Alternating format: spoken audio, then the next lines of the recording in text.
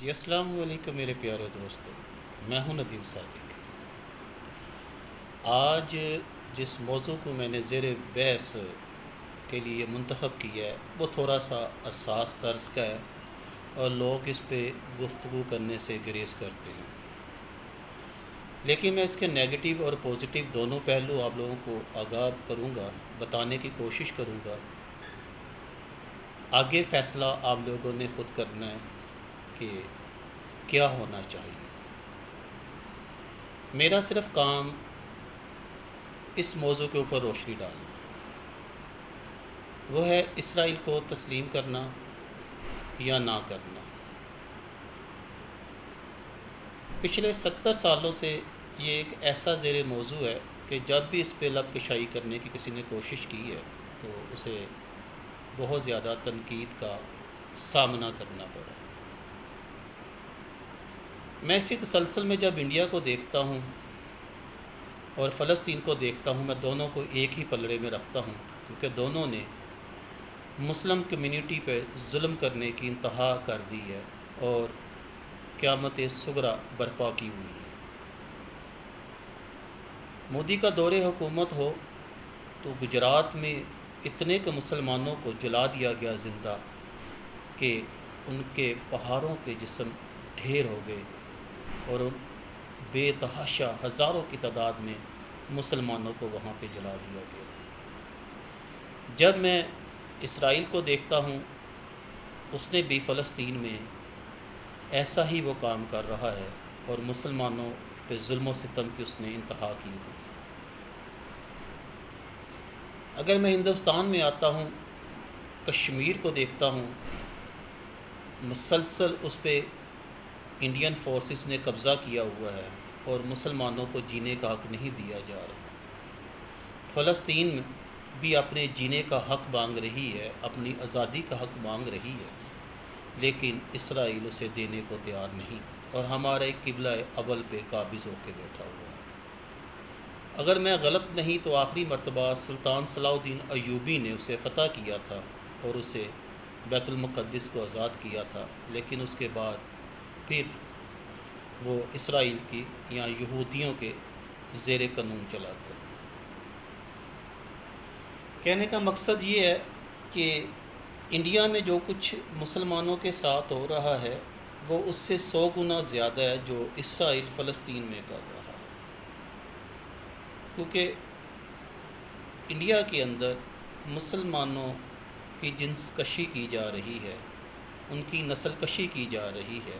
ان کی خواتین کے ساتھ ریپ کیا جا رہا ہے، ان کی عزتوں کو نیلام کیا جا رہا ہے اور ہر اس طرز کا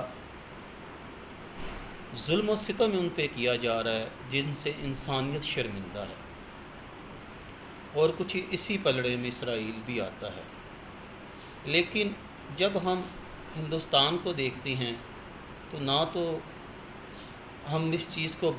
بالکل ہی نظر انداز کر دیتے ہیں اور ہمارے حکمران یا سابقہ حکمران اپنی ہر تقریر میں ہندوستان کی آزادی کا، ہندوستان کی ڈیلنگ کا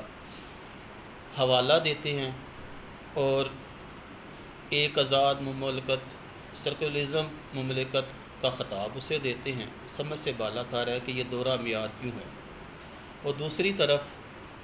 کوئی اسرائیل کا نام لے لے تو ہم اسے غیر مسلم قرار دینا شروع کر دیتے ہیں،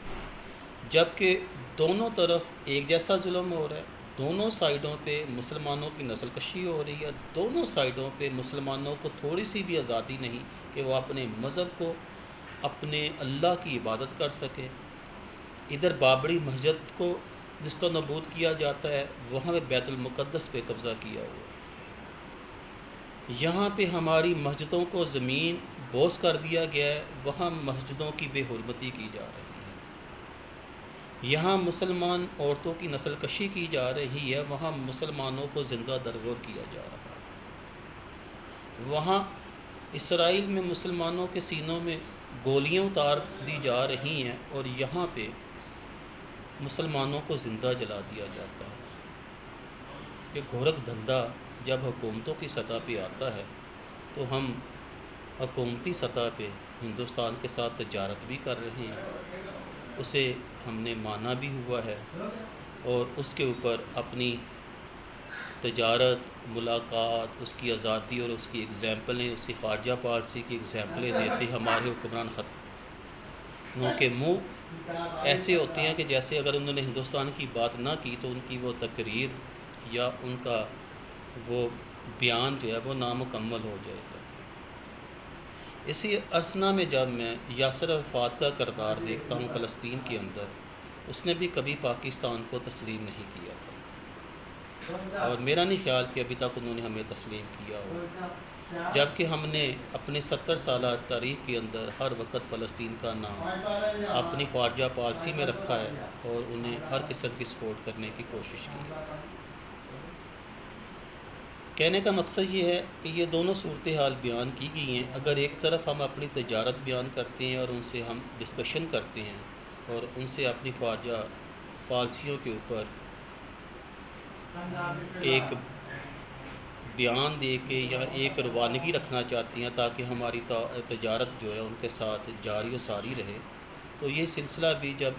ہم عرب کنٹری کو دیکھتی ہیں جو کہ اسرائیل کے ہمسایہ ممالک ہیں، تو وہ اسے تسلیم کیے ہوئے بھی ہیں، اس کو انہوں نے ایکسیپٹ بھی کیا ہوا ہے اور اس کے ساتھ تجارت بھی کر رہے ہیں، کیونکہ ان کے وہاں پہ اپنے مفادات ہیں۔ یہ مفاداتی عمل ہے کہ جس کو جہاں پہ ضرورت ہوتی ہے وہ اسے وہاں پہ تسلیم کر لیتا ہے اور اپنے مفادات کو حاصل کر لیتا ہے۔ لیکن بدقسمتی پاکستان کی یہ ہے کہ پاکستان نہ اسلامی مملکت ہے، پاکستان نہ جمہوریت کے اوپر عمل کر رہا ہے، پاکستان میں کوئی رائے نہیں، کبھی یہاں پہ اسلام کو اوپر لے کے آیا جاتا ہے اور اسلامی باتیں کر دی جاتی ہیں، کبھی یہاں پہ سوشلزم کو لے کے آیا جاتا ہے، کبھی جمہوریت کا نعرہ لگا دیا جاتا ہے اور کبھی صدارت کا نعرہ لگا دیا جاتا ہے، اور کبھی مارشل لا اس ملک میں آ جاتی ہے۔ اگر جب تک ہم انہیں کے ساتھ بیٹھ کے کسی بھی دشمن کے ساتھ ٹیبل ٹاک نہیں کریں گے اور ان کو وہ ان کی غلطیاں نہیں بتائیں گے تو انہیں کسی بھی طرح سے یہ محسوس نہیں ہوگا کہ وہ غلط ہے۔ میرا کہنے کا مقصد یہ ہے کہ فیصلہ تو حکومتوں نے کرنا ہے یا ہماری عوام نے کرنا ہے، لیکن میری اپنی رائے کے مطابق اگر ہم ان کے ساتھ ٹیبل ٹاک کریں اور ان کو ان کی خامیاں بتائیں، ان کو ظلم و ستم بتائیں،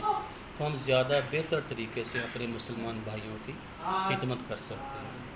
میں نے تھوڑا سا کوشش کی ہے کہ اس پہ روشنی ڈالوں، لیکن اس پہ کوئی حتمی رائے میری بھی نہیں ہے، اور یہ حتمی رائے تبھی قائم ہو سکتی ہے جب ہماری خارجہ پالیسی یا ہماری مذہبی رہنما ایک جگہ پہ بیٹھیں اور وہ کوئی فیصلہ کریں کہ کہاں پہ ہمیں کس لائن کو ڈرا کرنا ہے اور کس راستے پہ چلنا ہے۔ مجھے امید ہے کہ میں نے جو تھوڑی بہت روشنی ڈالی ہے اس کے اوپر کچھ نہ کچھ عمل ہو سکتا ہے۔ اللہ تعالیٰ آپ سب کو اپنے حفظ و ایمان میں رکھے اور دین و ایمان کی سلامتی بھی عطا فرمائے۔ السلام علیکم۔